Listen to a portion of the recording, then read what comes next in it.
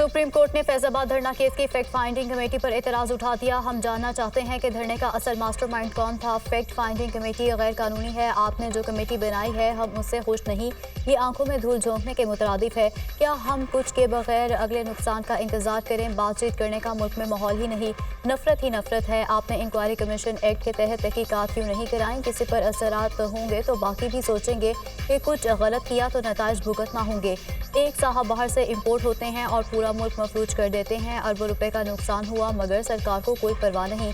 Chief justice के फैजाबाद धरना नजरसानी case के दौरान रिमार्क्स। इलेक्शन कमीशन की अमल दरामद रिपोर्ट मुस्तरद।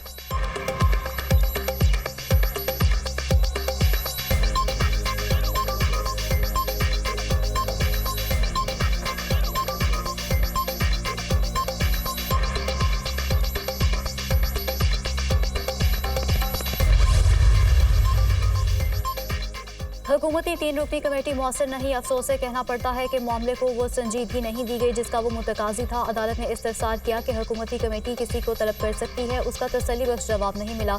अटॉर्नी जनरल ने कहा वो इंक्वायरी कमीशन एक्ट के तहत कमीशन तश्कील देने की तजवीज़ देंगे।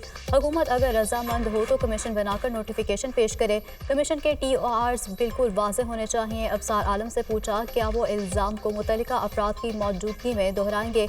उन्होंने इंक्वायरी कमीशन में बयान देने के लिए रजामंदी दिखाई। फैजाबाद धरना नजरसानी केस में चीफ जस्टिस ने समाअत का हुक्मनामा लिखवाया। PTI वजारत दिफा और IB की नजरसानी दरख्वास्तें वापस लेने पर खारिज।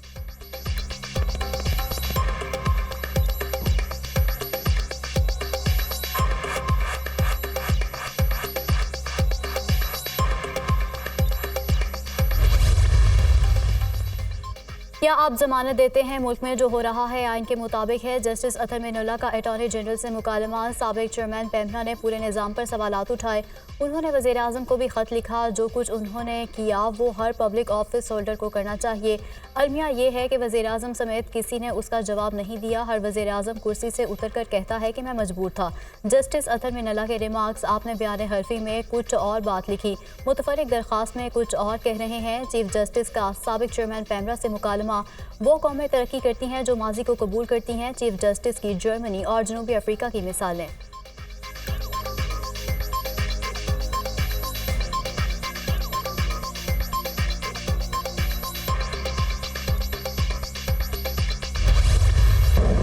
इसराइल जंगी जराइम से बाज ना आया। गजा में हमलों से मजीद 200 से ज़ायद फ़लस्तीनी शहीद। हर तरफ लाशों और मलबे के ढेर से होनी फोर्सेस की बमबारी से शहीद फ़लस्तीनियों की तादाद 9000 से ज़ायद हो गई।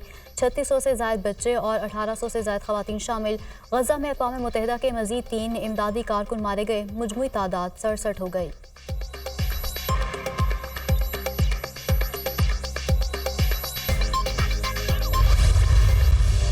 इसराइली फौज के 20 घंटों के दौरान जबालिया कैंप पर 2 हमले। तमाम इमारतें मिलियामेट हो गईं। पहले हमले में 100 से ज़ायद फ़लस्तीनी शहीद हुए। सैकड़ों ज़ख्मी बच्चे और ख़वातीन भी शामिल। दूसरे हमले में भी सैकड़ों अफराद के मलबे तले दब जाने का खदशा। लोग अपनी मदद आप के तहत से मलबे तले दबे लोगों को निकालने में मसरूफ़।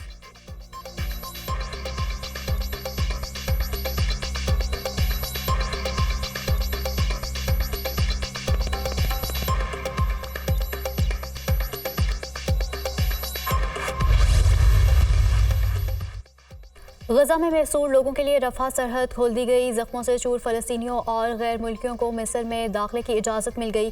सैकड़ों ख़ानदान अपने सामान के साथ क्रॉसिंग के सामने अपनी बारी के इंतज़ार में मौजूद। इब्तिदाई तौर पर सिर्फ 88 ज़ख्मी फ़लस्तीनियों को मिस्र में दाखिले की इजाज़त दी गई। मिस्र सरहद से 10 किलोमीटर दूरी पर हॉस्पिटल कायम कर रहा है। और मीडिया की रिपोर्ट, कतर ने अमेरिका के साथ बातचीत के जरिए रफा क्रॉसिंग खोलने में अहम किरदार अदा किया। क्रॉसिंग कब तक खुली रहेगी अभी तक कोई टाइम फ्रेम नहीं दिया गया।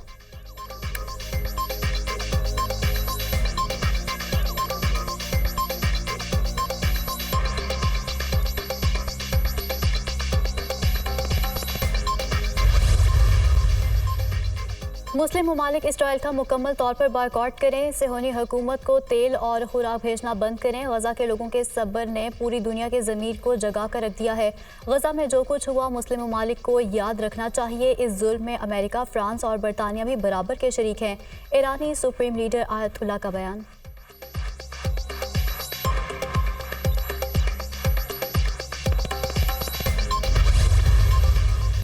Army chief general Asim Munir का सरकारी दौरा आज़रबाईजान। जनरल स्टाफ हेडक्वार्टर आमद पर आर्मी चीफ का पुरतपाक इस्तकबाल, गार्ड ऑफ ऑनर पेश किया गया। आर्मी चीफ की आज़रबाईजान के सदर, वजीर दिफा, chief of general staff, air force commander से मुलाकात।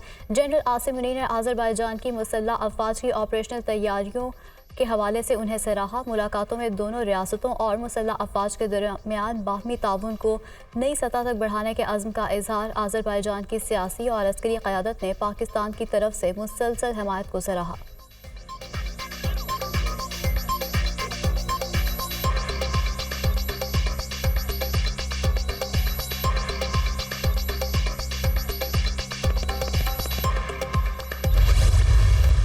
गैर कानूनी तारकीन वतन के खिलाफ क्रैकडाउन, मुख्तलिफ शहरों में कार्रवाइयाँ, मुतादिद पकड़े गए। कराची में सदर के करीब पुलिस का एक्शन, 40 ज़ेर हिरासत। रावलपिंडी से 100 से ज़ायद गैर कानूनी मुकीम अफगान शहरियों को हिरासत में ले लिया गया। इस्लामाबाद में CTD के थाना शालीमार के इलाके में कार्रवाई, 23 अफगान ज़ेर हिरासत थाने मुंतकिल कर दिया गया। अडयाला जेल से 64 गैर कानूनी मुकीम अफगान शहरी इस्लामाबाद इंतज़ामिया के हवाले, अफगान हुकाम के हवाले किया जाएगा।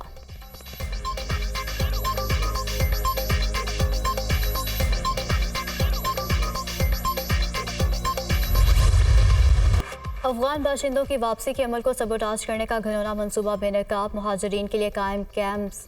अफगानियों की नकलो हरकत के दौरान शरंगेजी करने का मनसूबा बनाया गया। चंद अनासर को ऐसी तस्वीर और वीडियोज़ बनाने का कहा गया जिसमें सिक्योरिटी एहलकारों की जानिब से ज़बरदस्ती करते हुए देखा जा सकता है। चमन और स्पेन बॉल्डर के इलाके में पुरतशद्दुद एहतजाजी मुजाहरों से इंतशार फैलाने की प्लानिंग भी हुई। हुकूमत की तरफ से बेहतरीन इंतजामात के सबब अब तक 1,26,000 से ज़ायद अफगान बाशिंदे बगैर किसी नाखुशगवार वाक़े के वापस अफगानिस्तान जा चुके।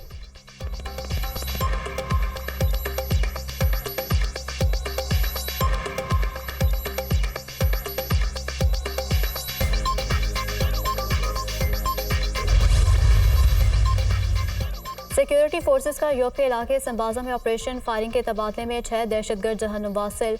हलाक दहशतगर्द सिक्योरिटी फोर्सेस पर हमलों और शहरियों के कत्ल में मुलव्विस थे। ISPR।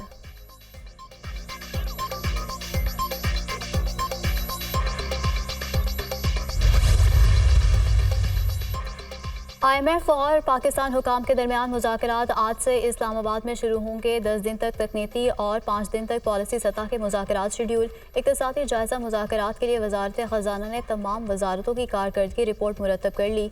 वज़ारत ख़ज़ाना, FBR, वज़ारत एनर्जी, वज़ारत पेट्रोलियम ने अहदाफ पर अमल दरामद किया। ज़राए वज़ारत ख़ज़ाना की तस्दीक।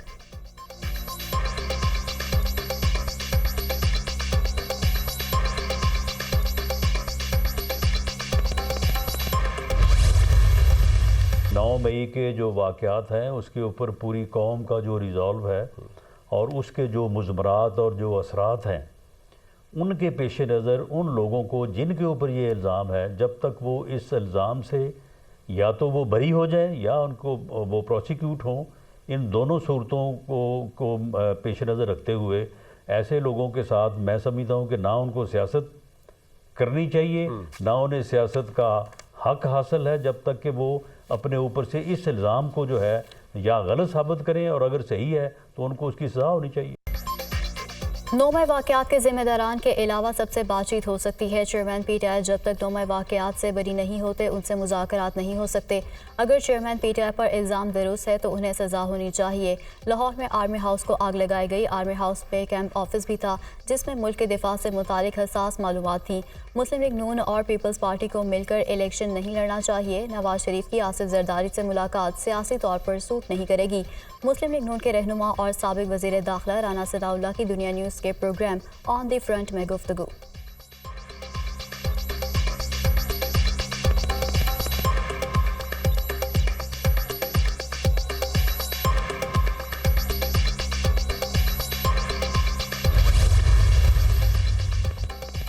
कारकुन कमर कस लें, हम भरपूर तैयारी के साथ इंतखाबी मैदान में उतरेंगे। हमने पाकिस्तान खपे का नारा लगा कर मुल्क बचाया, अब भी मुल्क को बचाएंगे। पीपल्स पार्टी के कारकुन जमहूरियत और आइन की बालादस्ती की जंग में सफ़े अव्वल के सिपाही हैं।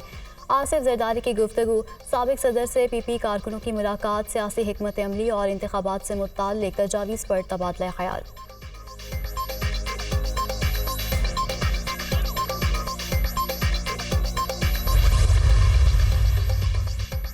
ठट्ठा वाटर सप्लाई रेफरेंस एहतसाब अदालत ने आसिफ जरदारी समेत 15 मुल्जिमान को तलब कर लिया। 18 दिसंबर को पेश होने की हिदायत। तलबी के नोटिस जारी। जज मोहम्मद बशीर ने केस की समाअत की।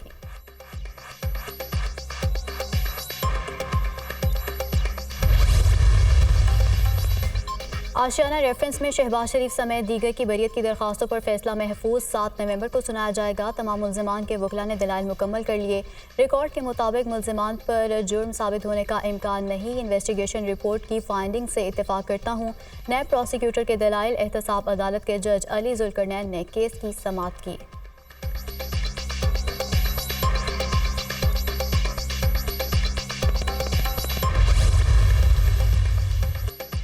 पंजाब भर में स्मोक इमरजेंसी नाफिज। 1 माह के लिए तमाम सरकारी और निजी स्कूल्स में मास्क पहनना लाजमी करार। घरों की तामीर के दौरान मिट्टी, रेत और मलबे पर छिड़काव करने वालों के खिलाफ कार्रवाई होगी। काश्तकार फसलों की बाकियात ना जलाएं, मुनासिब तरीके से तल्फ किया जाए। मुतल्लिका हुकाम धुआं छोड़ने वाली गाड़ियों और फैक्ट्रियों के खिलाफ बिला इम्तियाज एक्शन लें। निगरान वज़ीर आला पंजाब मोहसिन नकवी की हिदायत। स्कूलों में छुट्टी और ट्रांसपोर्ट बंद करने से फ़र्क नहीं पड़ेगा। माहिरीन माहौलियात की इजलास में ब्रीफिंग। लाहौर हाई कोर्ट ने स्मोक इमरजेंसी डिक्लेयर करने का हुक्म दिया था।